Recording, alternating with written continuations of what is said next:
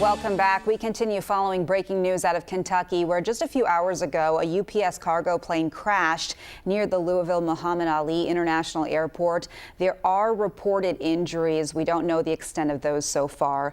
Joining us right now is aviation expert Scott Hamilton. Scott, thanks so much for being with us. And Scott, this was a UPS cargo plane, as we've mentioned. What do we know so far in terms of timeline or what may have led to this crash? Well, this is a three-engine airplane that was built by McDonnell Douglas, which was acquired by Boeing. So Boeing will be involved in the investigation. But having said that, we don't know what's happened. I've seen video of the airplane, the left engine on fire. The National Transportation Safety Board will try to immediately determine what was behind that fire. Was it an uncontained catastrophic engine failure? Was there a ground collision? Was there something else going on? Those are going to be some of the immediate things that the NTSB looks at, along with a whole plethora of other things. Okay, and you mentioned that video of the engine. We've also seen more recent video and also the ongoing scene there where you can still see flames. You saw that huge plume of smoke after the crash. Does that give us any clues at all? No, it doesn't. The plane was on takeoff. The incident certainly appears to have happened after the plane was committed to takeoff. FlightAware indicates that the plane got no higher than about 150 feet. The crash happened inside the airport perimeter. It hit buildings, exploded into flames. I frankly don't see how there could be anybody on that plane who would have survived. You mentioned the connection between Boeing and McDonnell Douglas. Many people in the Northwest wondering about that. This was a McDonnell Douglas MD-11. I think you mentioned this, but it was built in 1991. What else can you tell us about that aircraft? And then also what type of involvement we would see from Boeing, even though it's early?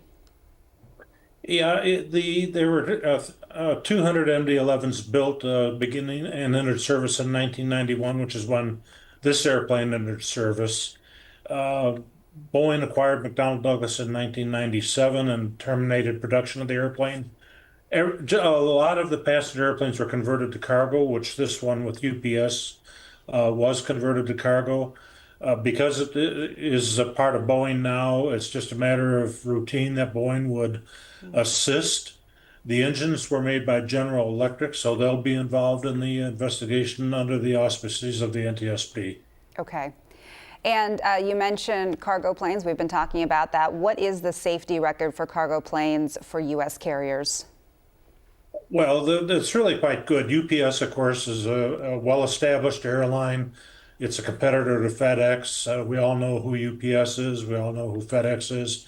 UPS has had accidents in the past. The MD-11 has been involved in accidents in the past, but it's nothing of any particular worry in terms of safety overall. Okay. And still obviously very early in the investigation. Anything we should be looking for the next few hours or the next few days? Yeah, the next few hours is all going to be about putting out the fires and then bringing in the investigators. The NTSB tomorrow is going to put a priority on finding the flight data recorder and the cockpit voice recorder.